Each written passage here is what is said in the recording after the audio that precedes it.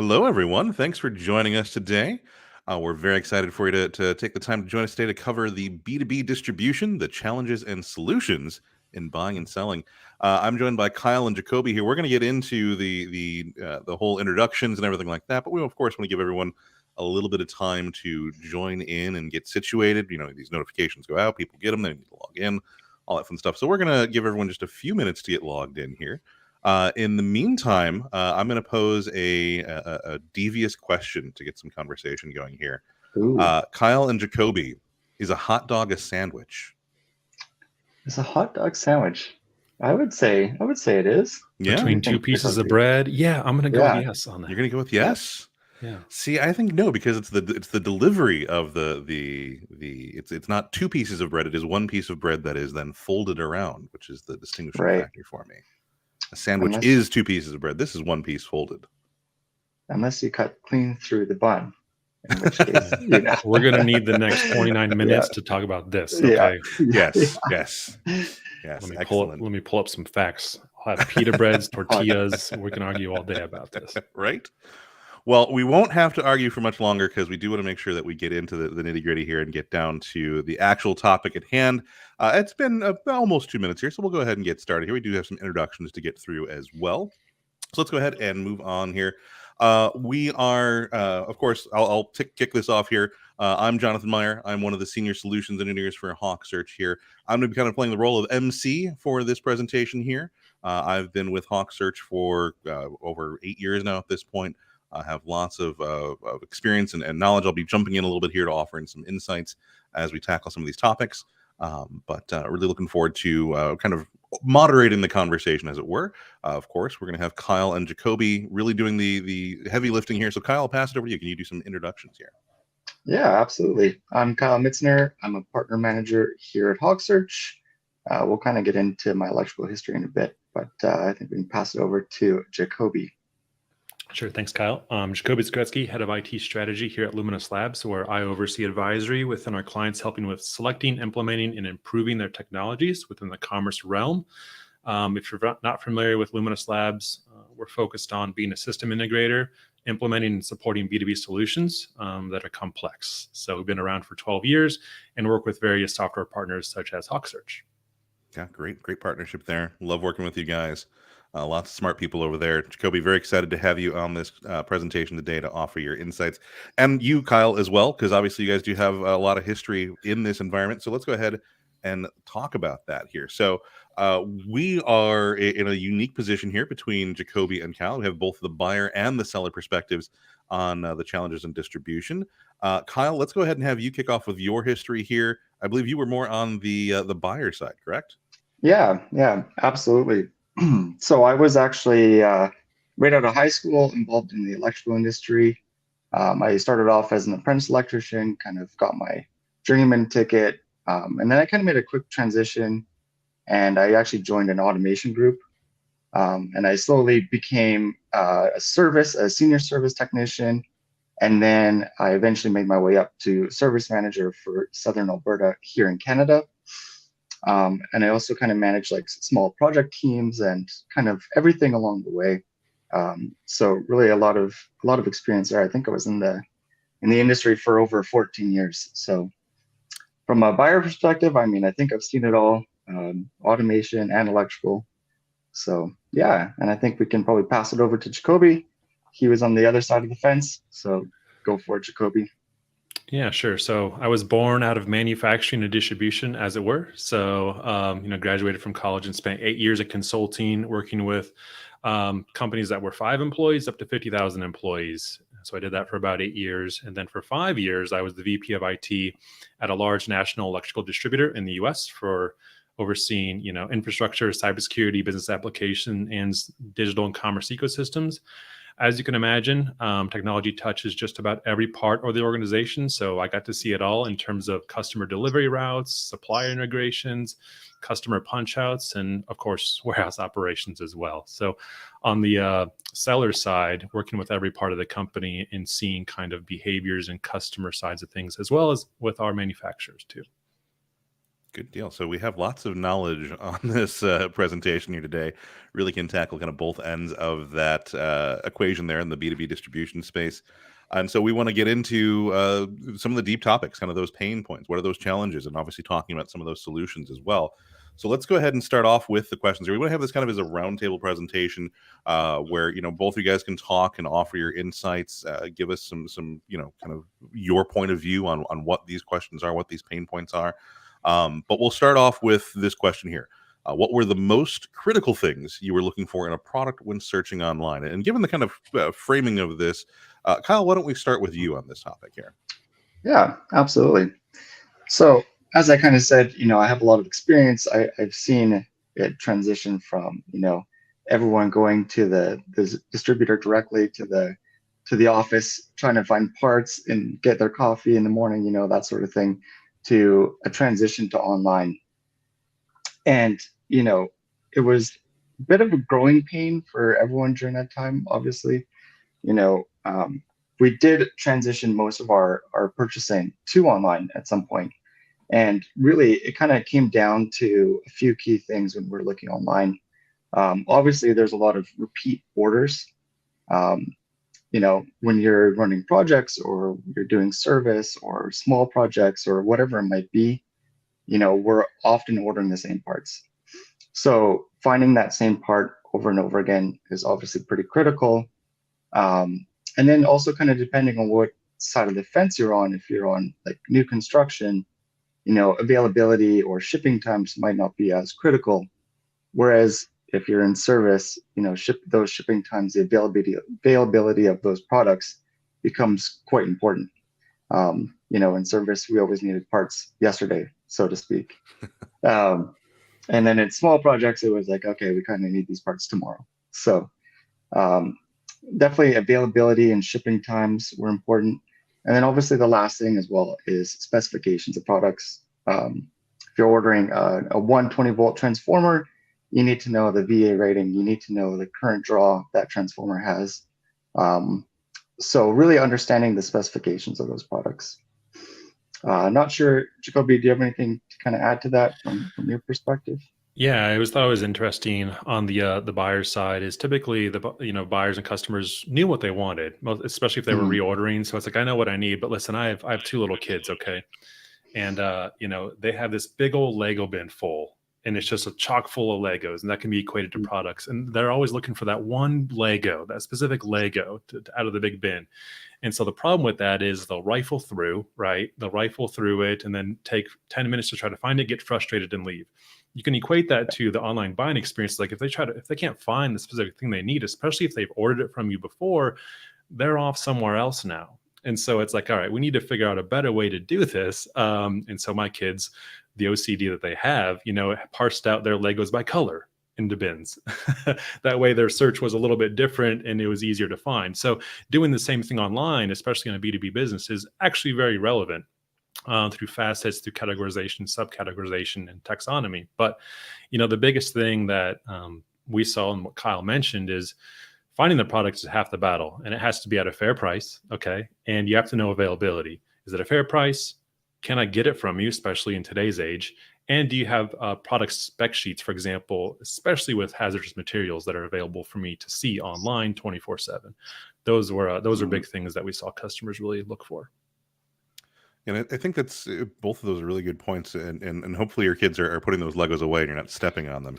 Never get clear Legos. Do not get clear Legos. Don't get clear Legos. But I think that kind of speaks to what we see, what I see from my end here as kind of a solution provider here with Hawksearch is that it really does come down to making the products that someone's looking for in this space. They're very specific. They know what they're looking for, either by part number or by the specifications of that product, looking for content and documentation. I mean, that's all things we try to support from the Hawksearch side. And I know obviously working with Luminos that you guys are great at kind of taking all of that information as well and getting that into our hands so that we can help drive that functionality. But I think this is a good kind of baseline for what we see from the seller side as well. That idea of, it's going to be those ideas. I just need to find what I'm looking for, and I'm going to be very specific about what I'm looking for there. The availability is also a huge thing that we've seen more recently. It's just that, with product, with supply constraints and everything like that, it has been really kind of top of mind for a lot of our B2B clients that are just, we're adding in that functionality for them because it's become such a critical part of the conversation. Like you said, we need it yesterday, or we needed it need it tomorrow. Very important there. Yeah. Let's go ahead and move on, though. Let's go ahead and tackle this next question here. How do you take a typical buying method and match it up with the less than stellar manufacturing data? So, we were just talking about how important the data was in helping a visitor get to that point. But I think all of us know, either both on the buying, the selling, or on the solution side, that stellar data is not necessarily a very common thing. Jacobi, why don't you tackle this one coming from the buying, or I'm sorry, from the seller side? Yeah. So, as a seller who saw varying degrees of product data coming directly from manufacturers or other third parties, I will say it gets you a solid start versus a blank sheet of paper, as it were. But depending on the manufacturer, you may find yourself fixing or even creating product data on behalf of them to match up with your product taxonomy or data model, for example. So there's a couple things that are solutions here, though, and I find this missed more often than not, is getting feedback from your customers in multiple ways. And you probably do that today as a distributor through phone calls, customer service, right on the website itself, like having a button that says missing or incorrect product data and allowing them to click on it and give you that feedback directly. All that feedback, whether through email, phone, on the web, should funnel somewhere, though. It needs to funnel into a consistent location. That way you can figure out where to go directionally with fixing things.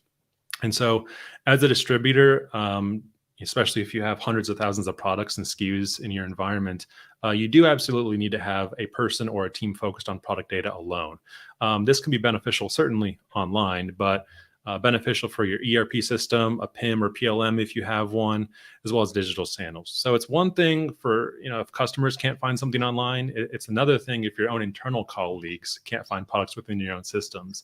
And so if you don't have that in place, I'm guessing you may have a lot of new products being created that are duplicates of each other. So looking at your product lifecycle management is relatively important. Third thing there is circling back around with customer feedback and the manufacturer. So let's say the manufacturers and third parties are giving you, pretty good data and you're utilizing it to its fullest capacity. But when you're getting customer feedback, taking that and then circling back around to the manufacturer saying, hey, our customers are looking for X, Y, and Z, and we'd really like to get it from you versus having to supplement it ourselves. That can go a long way in keeping manufacturers and third parties accountable, because just as a distributor is in the middle of the physical supply chain, you're also directly in the middle of the information supply chain. So keeping that accountability is relatively important there, and it does translate well. And so the last thing that I would mention is, third-party tools for search and navigation, like Hawksearch, for example, can take you a really long way when the data is at a good enough spot. Things like synonyms, autocomplete, did you mean types of things. But you do have to get to the good enough spot to make full utilization of those. So that's good enough is good enough for us. That's what we strive for here, is getting to that good enough point. Kyle, I obviously, this question is a little bit more framed from the buying method, but I'm curious, from the selling, or I'm sorry, this question is more phrased from the selling perspective. From the buyer perspective, though, when you know that you're dealing with less than stellar data, how did you try and tackle that as a buyer coming to the situation? Yeah, I mean, it was definitely complicated. We spent a lot of time jumping between sites. We would be on the manufacturer's site trying to find the part we wanted or the specification we wanted. And then we'd have to jump over to a requisition system or a distributor site and then find that same part. And it was never as easy as you'd hope it was. Especially when it came to like the search bar.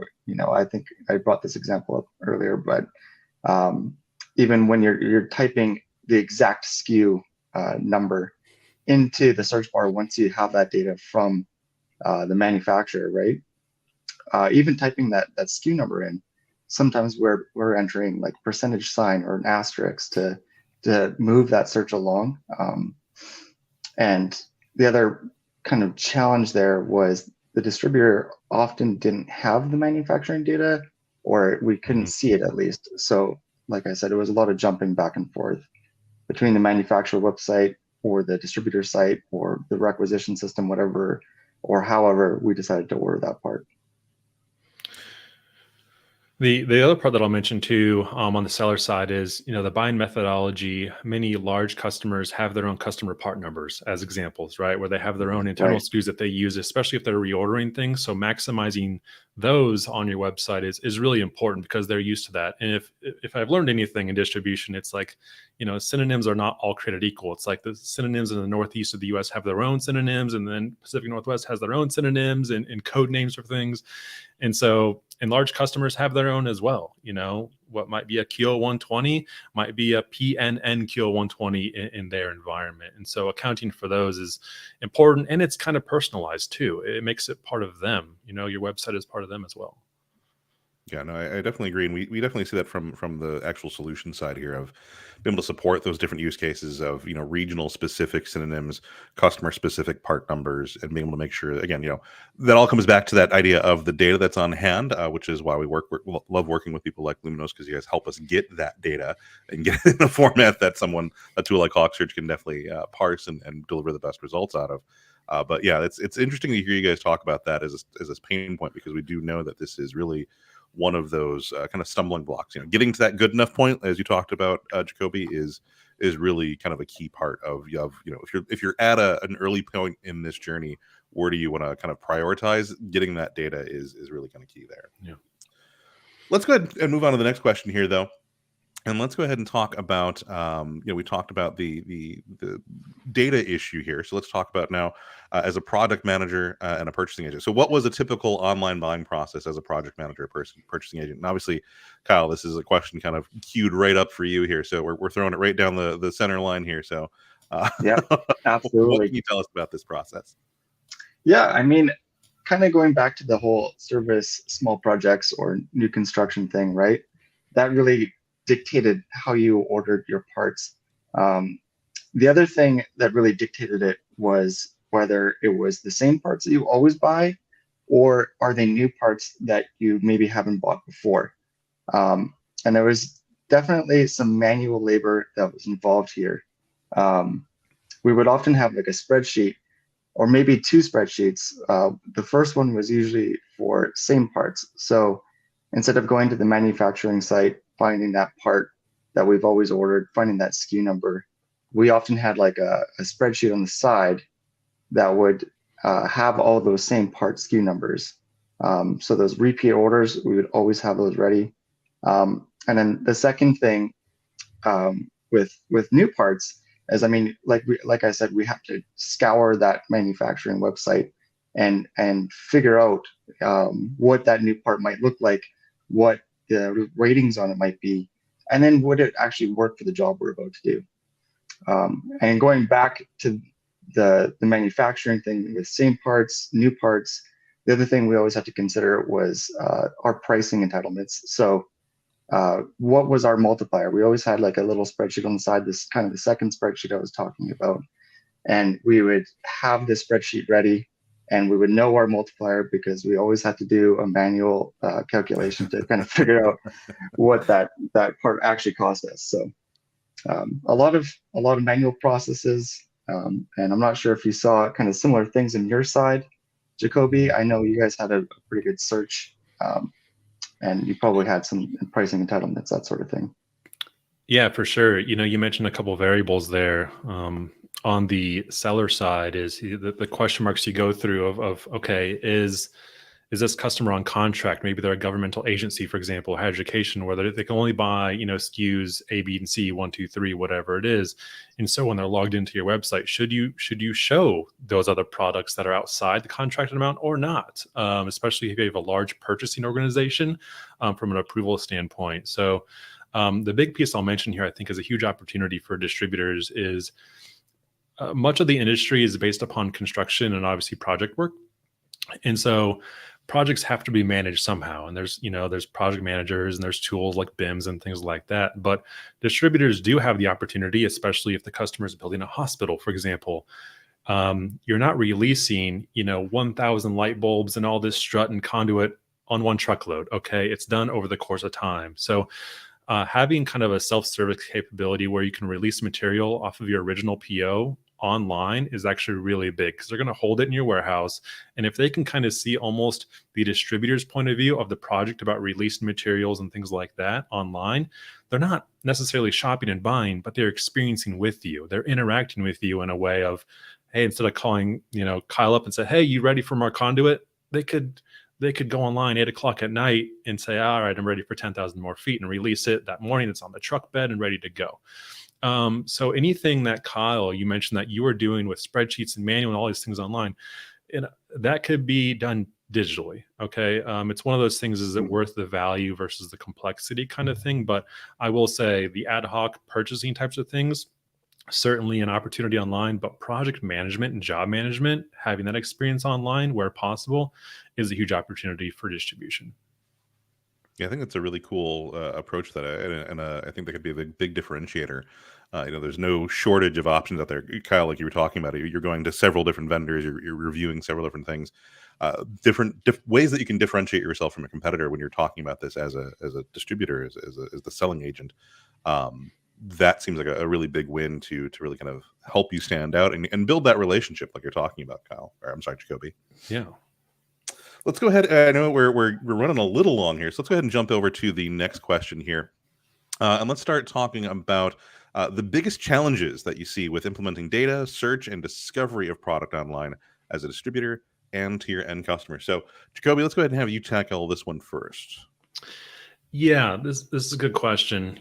I'd say one of the biggest challenges from a technology side is consistency of the data. If the core product data isn't correct, anything supplemental or enriched after the fact might be marginal improvements after that. This is especially true if your business doesn't have a solid product lifecycle management behind it. If you have core systems of record where people are creating products in various systems and they're all kind of running into each other, that can be a problem. But I will say the biggest challenge actually that I've experienced doesn't focus on the technology. It's actually the people and process side. So starting too quickly on the technology component can often create dissonance, within internal teams with colleagues, whether that's marketing, merchandising, digital, and IT when the road gets bumpy.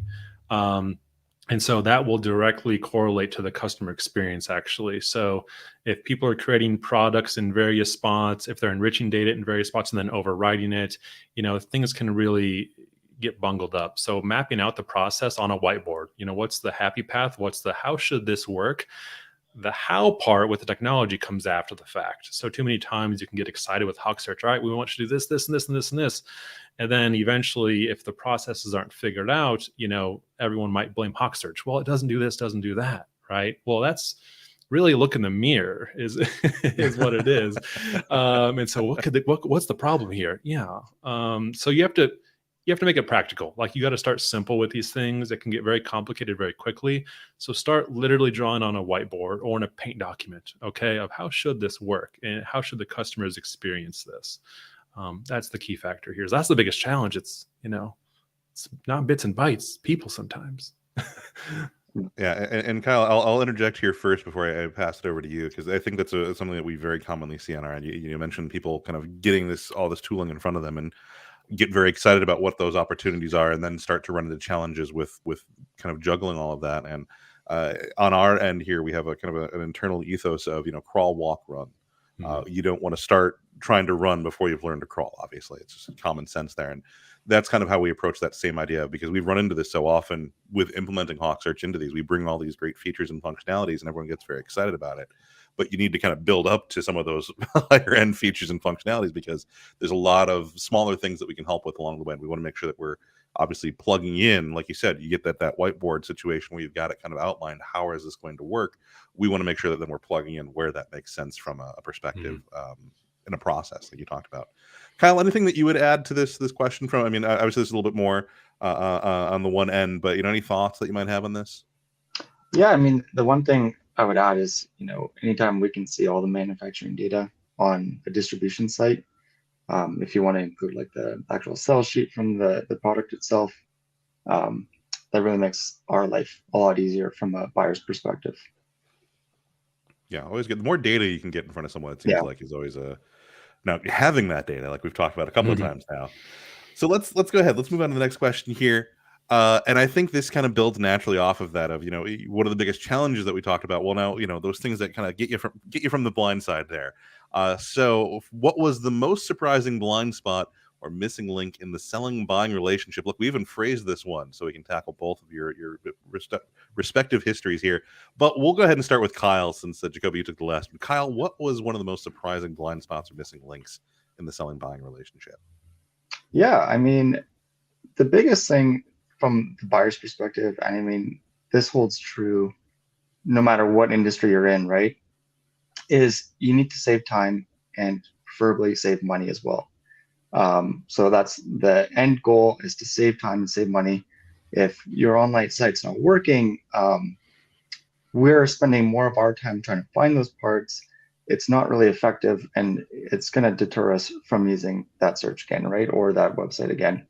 The biggest thing for us was just getting the right part, really. We would search, we'd scour the manufacturer's website, like I mentioned, bring it to the distributor or to the requisition system that we were searching in. And even when we had the right SKU number, even when we thought everything was going to go swimmingly, sometimes the wrong part would show up. Or, if it was an urgent part that was required, like I mentioned in service, it was always, we needed the part the day before. If we didn't get the right part, or the wrong part showed up, or it showed up at the wrong time, that meant that our team not only wasted their time ordering the part potentially, but now we have to go to an in-person store to buy that same part. So I would say that was the biggest missing link for us from a buyer's perspective.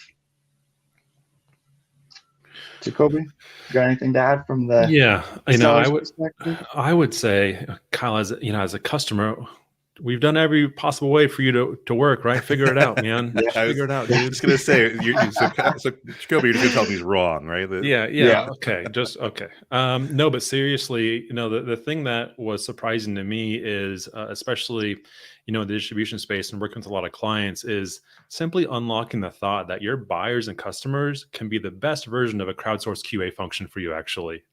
And so if something's missing, inaccurate, or isn't conducive to their behaviors, as Kyle mentioned, to save time and money when it comes to the data, you need to provide an outlet for that feedback. And there's very little chance you're going to know what to fix unless you get it. Okay. Heck, I've even seen some companies gamify or incentivize giving feedback to the distributor. And if you can make them a part of literally the solution, that feels really good and fulfilling. And that truly does build customers for life, is when you can turn around a day after, say, hey, should be fixed now, try it out. You've won. Like, that's huge. And so making them a part of it as well. Seriously, utilize customers as a way to crowdsource feedback and crowdsource what to work on and what to fix. I think too many times you can get internally focused, and not focus on what the customer thinks. Yeah, discovering those blind spots. I mean, who's going to know those in this relationship is the person interacting with it, which will be the actual the buyers there. And so I think that's a really great way to kind of outsource that information, like you're talking about. They're the ones that are going to be interacting with the site. They're the ones that are going to know where these blind spots are. Rely on them to communicate that information there. The great insights that you'd get from Luminos Labs there with this kind of knowledge behind the scenes there. Love it. Let's go ahead and move on to the next question here.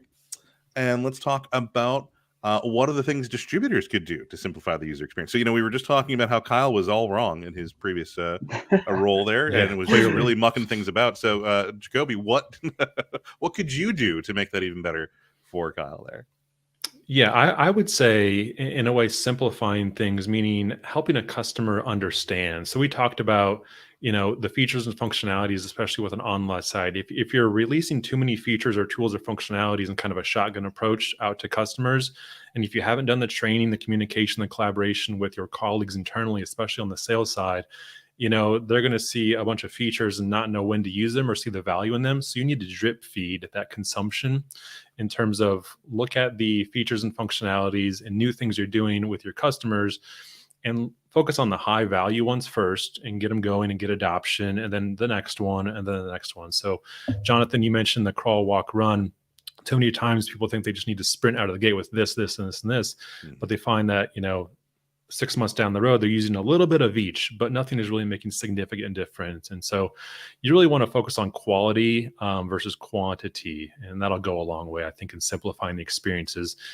think of milestones, think of stretch goals in terms of creating an online product, if you will, versus everything has to be done now. Yeah, no, that's smart. That's smart.